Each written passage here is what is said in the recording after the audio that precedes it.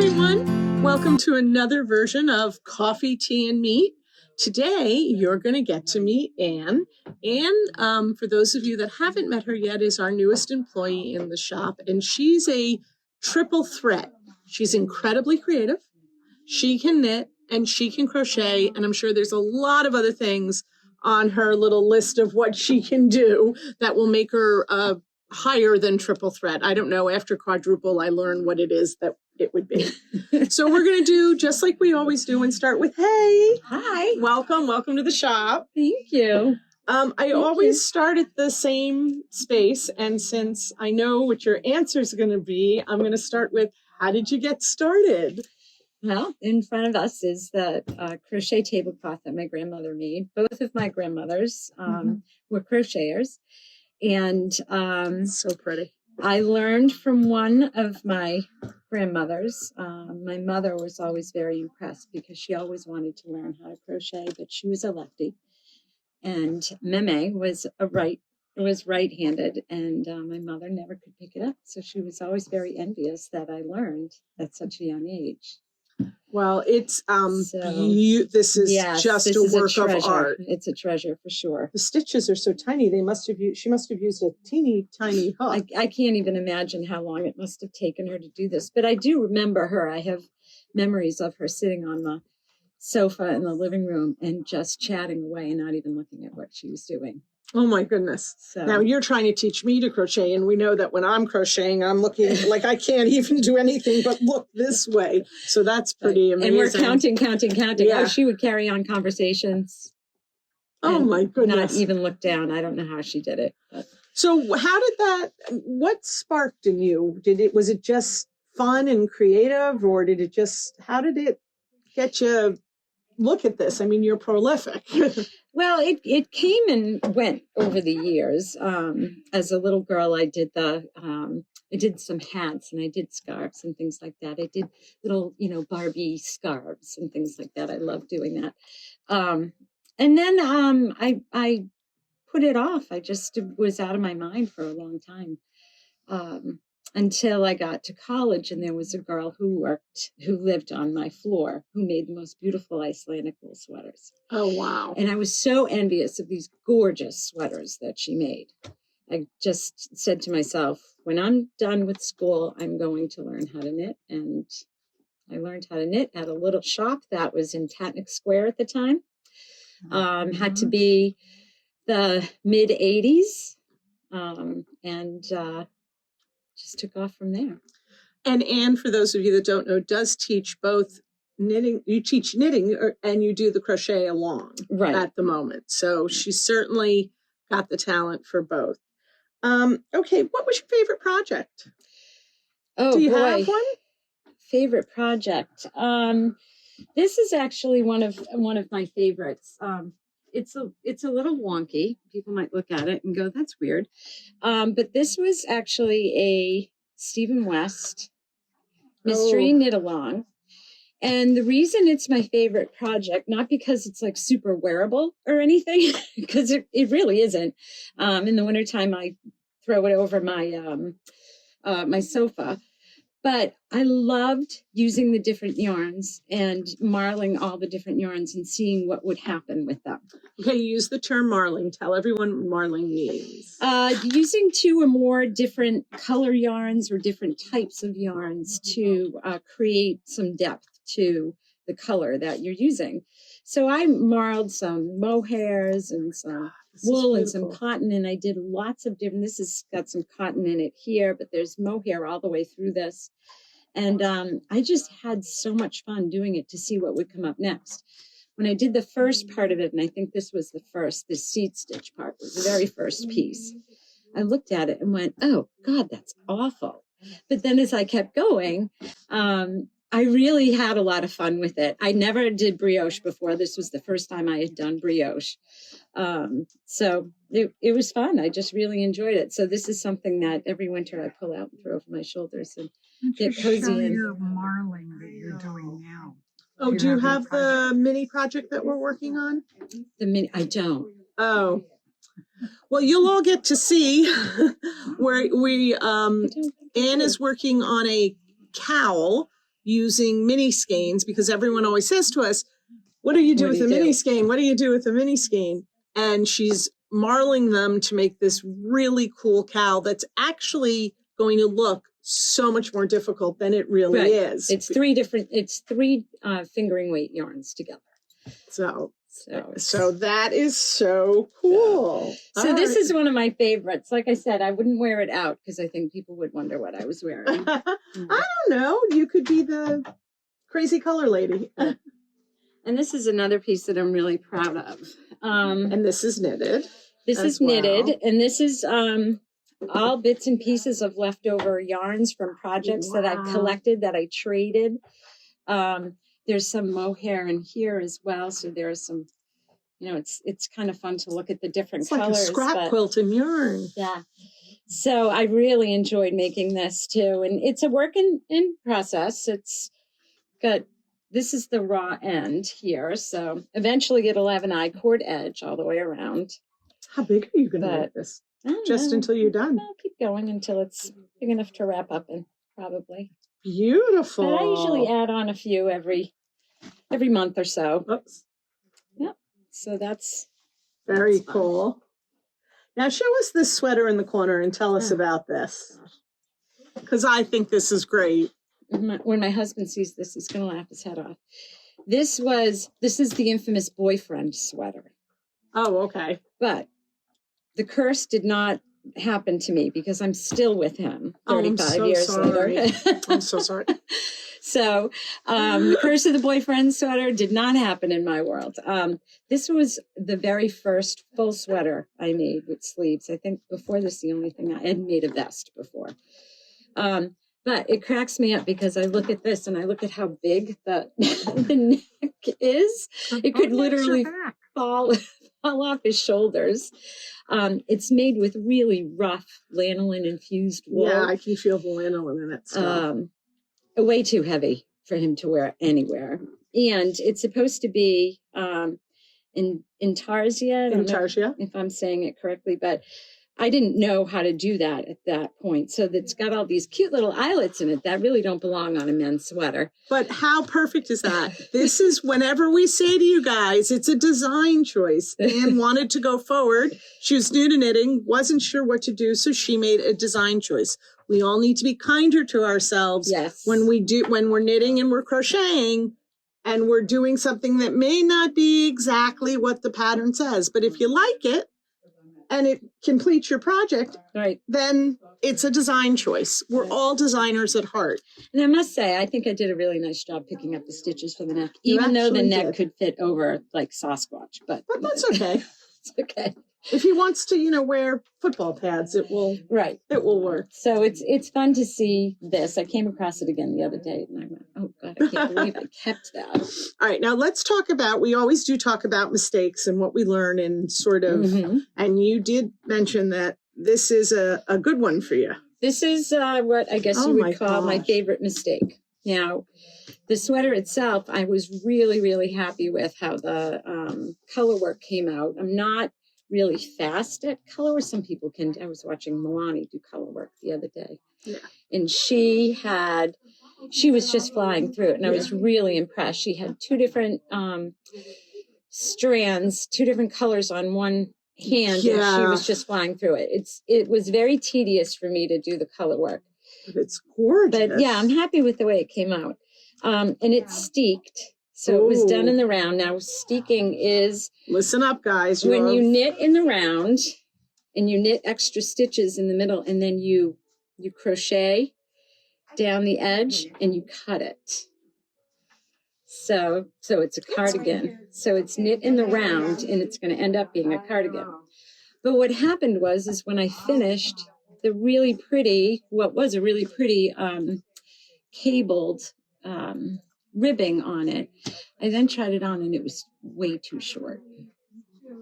So I said, I can't just let this sit. I have to do something with it.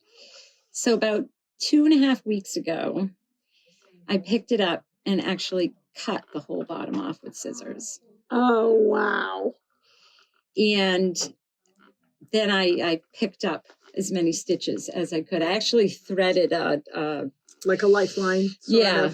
and went through as many stitches as I could and then picked it up again. Now, what you see is the difference between what the yarn looks like once it's blocked and what it looks like before it's blocked. So I added about 3 inches to it. Another valuable lesson. Yeah. Blocking makes a difference. Look, if you guys can see, I don't know if Lori can zoom in enough here, but this is the bottom that Ann added. And see how the yarn looks really different than up here. But once this is blocked out, it's all going to go look like this. It becomes more uniform. It blooms, especially if you're using 100% wool. Yeah. So, and then I'm going to have to steek it again. Oh, I'm right going to have there. to cut it again at the bottom. I know my everyone goodness. cringes. They cringe when they think of this, but it actually is. You just took a bunch of needle stitches. That's all right. I would rather knit in the round. So a technique like this allows you to knit a cardigan in the round and still, in the end, have cardigan and not a pullover. Okay. And then is this the bottom or now you add more? This is it. I added about 3 inches, Okay. knitted about 3 more inches, and now I'm starting the ribbing again. Ribbing. Wow. Well, that's gorgeous. I can't wait to see you wear that in the store. Be careful because we are losing stitches at the bottom here. You'll pick them up. So again, mistakes happen to us all. Mm-hmm. It's just how we deal with them and what we do. I spent last night, what is it? We call it tinking and knitting. What is it? Uncrocheting, ripping. It's just frogging. Just pull it out. Yeah. Frogging my sweater that I'm learning to make and re-crocheting it. That was a lot of ripping out. So Stacey is making the cardigan, the Patchwork Cardi. And it's constructed in strips. So as long as your stitch counts you're keeping track of your stitch counts, you make the strips and then you just join them all together. That sounds a lot more simple than what the process really is. It really was. Because I did a lot of ripping out too. Yeah. And now I'm at my sleeve, which I'm not really sure I understand I didn't understand the instructions, but it's a crochet along. And tonight's the last night, unfortunately, but it was very popular. So maybe we'll do more. Right. It's been really a lot of fun. I've learned a lot and I don't know nearly enough to be helpful in the shop yet when it comes to crochet, but at least the terms don't frighten me as much. No, they don't. And you know what? When someone comes in with a crochet question, you're very curious. So. Oh, I am very curious. And I am left-handed. Yeah. And nobody was able to teach me. And between you, Marla, and Shay, I can do about 3 stitches right now. So I'm getting there. Of course, my knitting and my quilting is suffering a little bit, but I'll get back to it all. Okay. The other thing that I always think is an important question, we have a lot of customers, you know this, people come in, they're brand new, they're afraid, what should they do? When you first, I guess let's start at college, when your friend was making all the beautiful Icelandic sweaters, and you sort of picked up your knitting needles and said, I'm going to do it. What's something you kind of really wish you knew or somebody had told you, maybe to be kinder to yourself or to just, I don't know about you, but until I worked here, I had started and stopped and started and stopped knitting more times than, my first project was done in 86. It was a lot of starting and stopping. What do you wish you kind of knew that would be good advice for somebody? Well, in all the years in my former career as a teacher and a school administrator, one of the things that I used to remind students and teachers, and especially parents, about is that it's okay to struggle. It's okay to struggle through a project. It's okay to throw your hands up, put it down, walk away, come back. Because sometimes things just might not make sense to you. And the next day they might. Or you might find someone who, I came in here one day, I had a pattern that I was looking at, and I could not for the life of me understand what the pattern was asking me to do. And I sat down at the table, and there were 3 knitters there, and I read it out loud to them, and they each said, well, I think it says do this, and I think it says do this, and I think you're supposed to do this. And between the 4 of us, we figured out what was supposed to happen. You're never going to have all the answers to start with. And nothing worth it comes without a little bit of struggle. You got to muck around. You got to muck around. You got to muck around. You got to go to that uncomfortable place. You have to squirm with something a little bit and go, oh, I'm not really good at this. I need to, but you got to stick with it. And that's where the learning comes. And that's what she said to me when I wanted to throw out the sweater last week. You got to muck around. You got to muck around. And you've been mucking around with this. I think this is cool also before we wrap up to, you know, a lot of us, I'm not one, everybody knows that. It's pick a project, finish a project. That's it. Oh, gosh. But we all get stuck, right? You're working on something and you get stuck. And sometimes it's nice to have maybe one other thing on needles. You don't have to be like me and have 4 or 5 things on needles and a couple of quilts hanging around. Maybe just a couple. But this has been on this is been on my hook for a while. And you say you just sort of go back to it. This actually, I think I want to say I started this probably 10 years ago. Okay. 9 or 10 years ago. It's a Sophie's Universe. If Sophie's Universe is that old, and I think it is.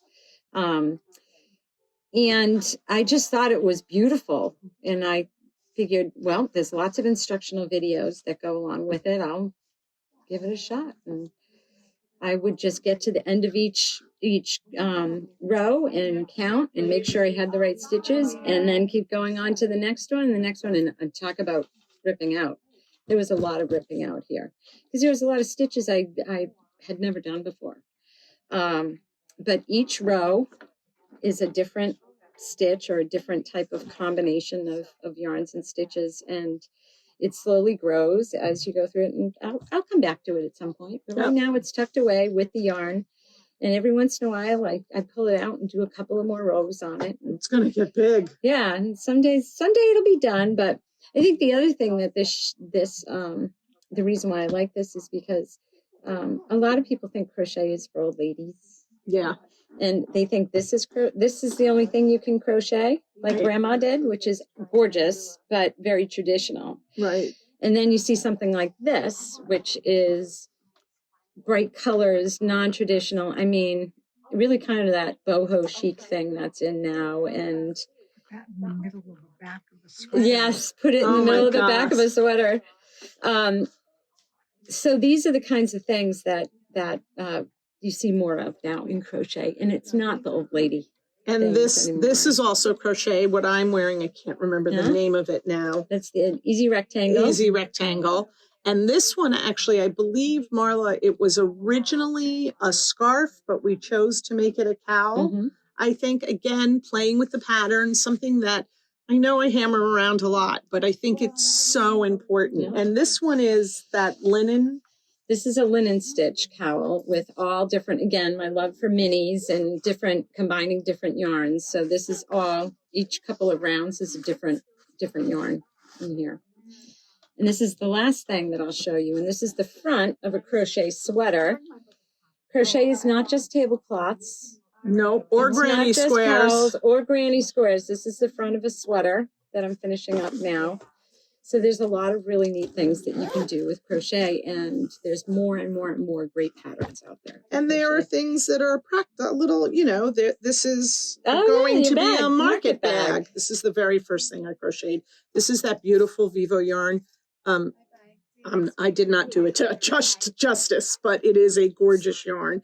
And your idea of combining, the bottom is the Pima Soft cotton, and then the bag, I did this beautiful Vivo yarn. So it's not just granny squares. It's not just tablecloths. There's so much that can be done with crochet as I'm trying to learn. Ooh, I just ripped out something. And more garments are being written, and garment patterns are being written, and they're really kind of funky and cool. Actually, Madame, could you come stand over here and show everybody? You guys have to see what Andy's wearing. One of our newest shop sample creators is a crocheter, and she made, this is called the Roxy. I don't know if it's Roxy Boxy or Roxy. The Roxy. So it is a very square sweater, and we were just talking with the class up here of how important it is to create a schematic of a sweater that really fits you and that you love, and or a couple of them, a set-in sleeve, a raglan sleeve. We took the schematic, The sweater itself is an extra small. And for those of you who know me, I really am a medium large. The length of it is a medium. The back goes longer than the front. I like that. Sweater. So the length of it is medium. The boxiness, it looks boxy, and somebody said, oh, that's too big for you. Well, it's the boxy style. Yep. But this was an extra small because a small or a medium would have been just way I would never have worn it. The neckline and the sleeves are both smalls. So we're combining 3 different sizes very easily because it's triangles and it's crocheted. So it's really easy to take it out and readjust it. And this is? So this is vintage for the green, the solid, and Rios for Malabrigo's Rios for the, sorry. For the top. For the top. Again, this is not your grandmother's crochet.